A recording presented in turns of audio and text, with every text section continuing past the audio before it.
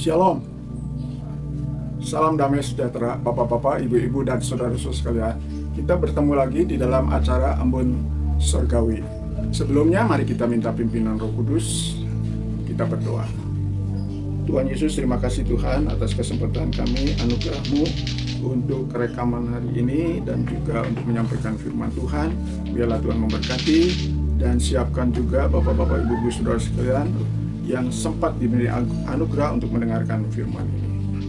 Kiranya pengurapan Tuhan, pimpinan Tuhan terjadi sehingga hamba-Mu yang terbatas ini dapat lancar untuk menyampaikannya.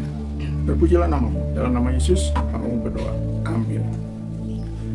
Diambil dari Matius pasal 2 ayat 13, kemudian 11 dan 12. Setelah orang-orang Majus itu berangkat, nampaklah malaikat Tuhan kepada Yusuf dalam mimpi dan berkata, "Bangunlah, ambillah anak itu serta ibunya, larilah ke Mesir dan tinggallah di sana, sampai aku berfirman kepadamu, karena Herodes akan mencari anak itu untuk membunuh dia."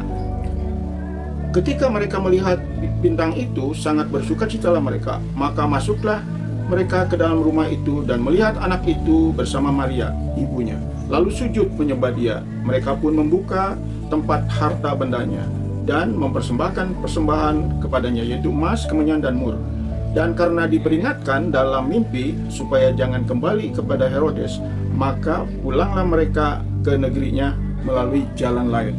Terpujilah Tuhan jikalau hamba-hambanya diperingati dan segera melakukannya, menurutinya.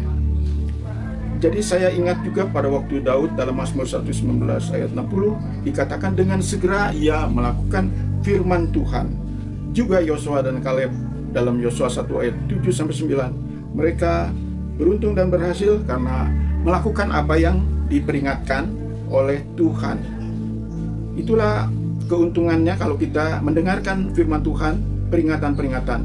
Bisa melalui mimpi, bisa melalui peristiwa, bisa kita melalui membaca kitab suci. Ada peringatan-peringatan kepada kita dalam hidup ini, dan harap kita harus segera melakukannya karena waktunya sangat singkat.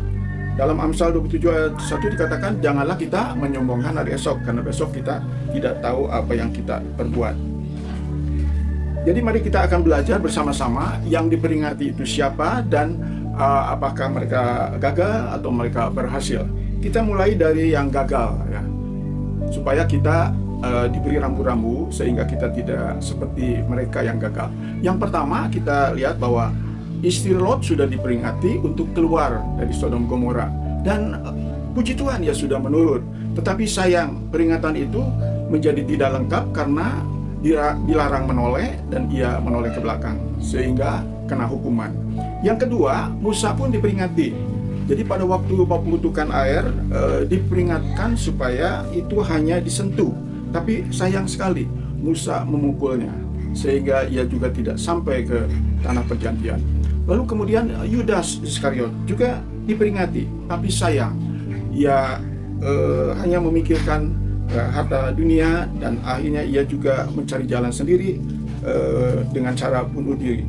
Kemudian Akan pada zaman Yosua dan Kaleb diperingatkan supaya jangan mengambil jarahan, tetapi ia mengambilnya sehingga prihatin sekali, satu keluarga dirajam.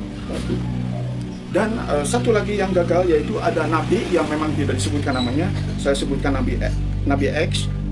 Waktu diperingatkan supaya jangan mampir, tapi dia mampir. Akhirnya ia dimakan beruang. Lalu bagaimana yang berhasil?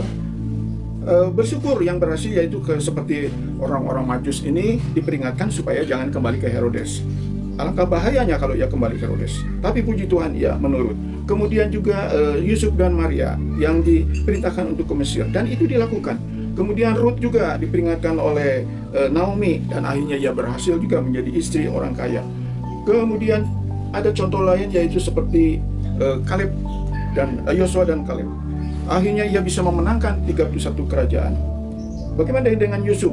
Ia juga sering diperingati dalam mimpi dan ia berhasil menjadi orang yang terkenal dan bisa menyalurkan berkat pada waktu kelaparan. Naaman juga ketika diperingatkan, yang mula-mula ia tidak mau, tetapi akhirnya ia mau mandi 7 kali. Kemudian Abraham diperingatkan oleh Tuhan, dan dia rela untuk mengorbankan anaknya. Paulus juga demikian, pada waktu diperingatkan seringkali dan ia menurutinya. Nah, itulah pelajaran bagi kita. Marilah kita, supaya kita berhasil, kita baca firman Tuhan dan banyak peringatan yang segera perlu kita lakukan. Terpujilah nama Tuhan dan kiranya menjadi berkat. Mari kita menikmati lagu ini.